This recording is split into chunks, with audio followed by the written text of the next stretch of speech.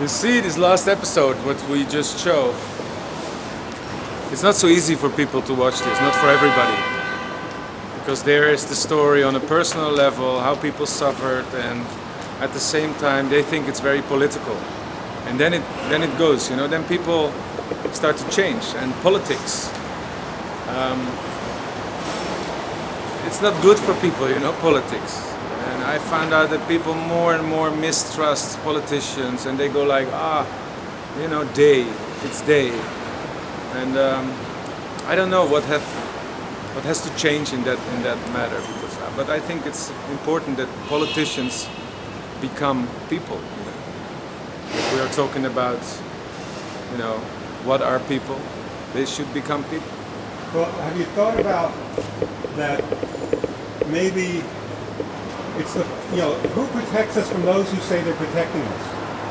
Maybe the problem with the world is the politicians and they know the power of fear and the fear of power and the power and fear of not belonging. What is that about? Yeah.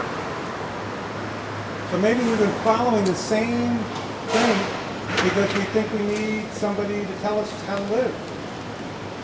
Yeah, that's I mean, look to the country you are living in. It's heavily protected. And who's protecting the protectors? Who protects us from the protector? From the protector. Protect the protector. And what about the power of fear? But that's it. I mean, the power of fear, for example, during communism was very, very well organized. Because out of fear, people stopped almost thinking and being human beings. They were not dealing with each other anymore. They were not sharing because they were scared. And but if you look to the United States, for example, people are scared as well.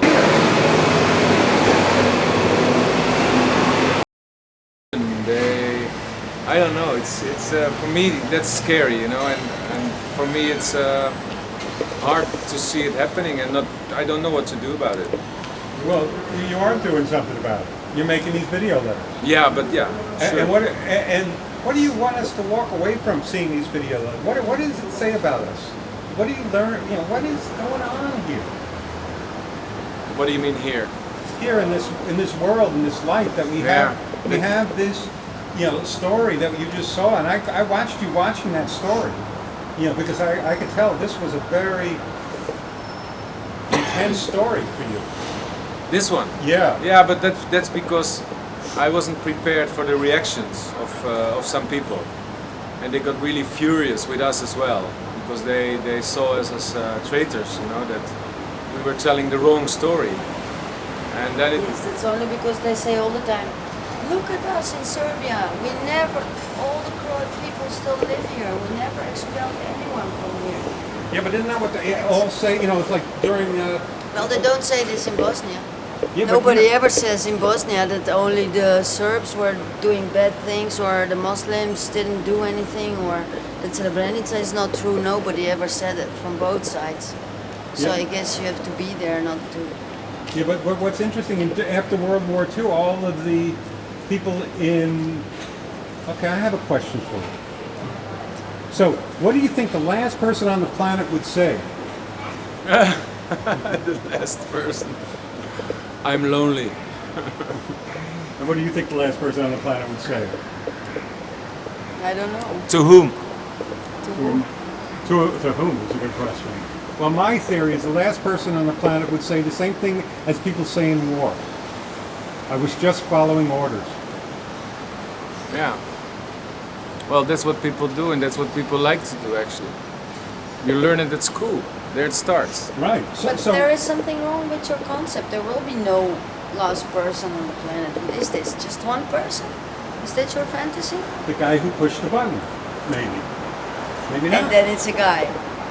Well, it could be. Come on, who you knows have what to it's going to be? change your It's concept. a question. Imagine me to be the last person, and I'm a filmer. I'm wondering whether I would make films then, because I have nobody to show it to. But I hope that I will still film, and then maybe there's some new people coming millions of years later, and they will find this videotape, and you know. Watch video letters. Hopefully. Yeah. No. I can't make video letters when I'm the only person You on make Earth. a video letter to the last person on earth. Yeah. And here's a film that I actually want to do, a concept, which is, okay, let's say somebody comes from the future. The end of the future. Bye. See you tomorrow. Yeah. Bye bye. The end of the future. The end of the future. And they come and they say to us today that we're in trouble. The future's going to end unless you do something different. You do something about it. What do you think we would do with that person? Are you in trouble? Are you in trouble?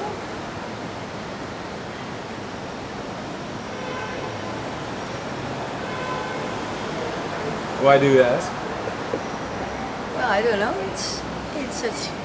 Imagine that somebody would come here. Look at this. It's a great party going on. There are some lights on and some are not. I don't know why. And there are all these dressed people passing, and they all look fine. So why should No, we be but in trouble?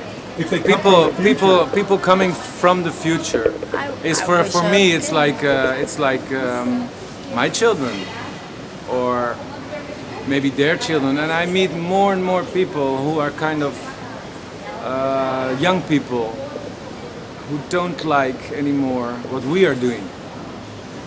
And It's good. if you look to New York, when I wake up in the morning, I go down and I get myself a breakfast because I like to have my breakfast in my room. And you get an enormous amount of cups and boxes and spoons and plastic and whatever, you know. And every time, every day, the garbage can is full. It's full with stuff, you know. And when you walk in the streets here, you see so much garbage, and you know that it's not good for the environment. You know that it's not. I mean, it's not working, but it's still going on, and everybody does it. And for example, You can refuse. if you can if say I no, but don't wrap it in okay, so much okay, stuff. but I should do that. But if I Yeah, look, do if I it. look to younger people now, they go like, and not all of them, unfortunately. So it will take longer. But some of them are really inspired, you know, and they go like, we don't want this. Give me just my food, you know. well, What she does. This is surviving. What she does, changing her shoes. And it's so beautiful. so the Autoport. But you don't want to see it because you want your big concepts about the future. It happens there. Change their shoes. Yes, and they're both beautiful, and that's surviving. And thanks. They were hurting, yeah. That's why she Yeah. survived. Yeah, and it's not that bad. I think all the bad concepts make the world bad. Just thinking of these future scary things. Look around.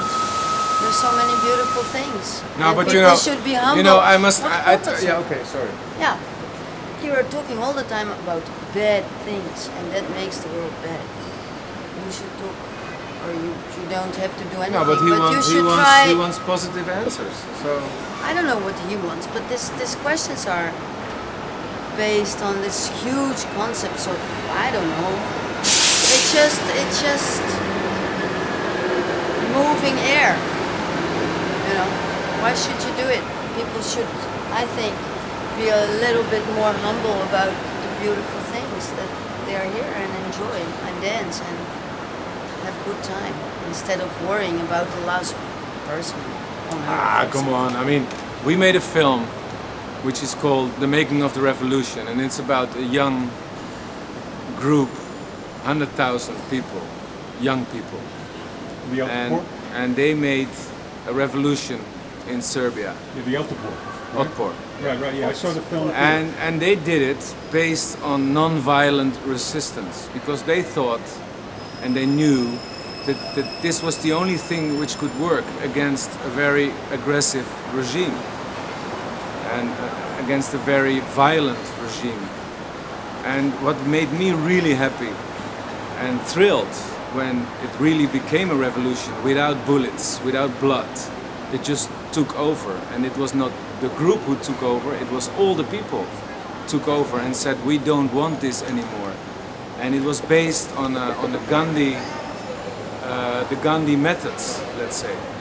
And this was really hopeful for me to see this happening, because if people believe in non-violent action and they can tell their own parents and their grandparents that this is the only way to do it, it gives really hope.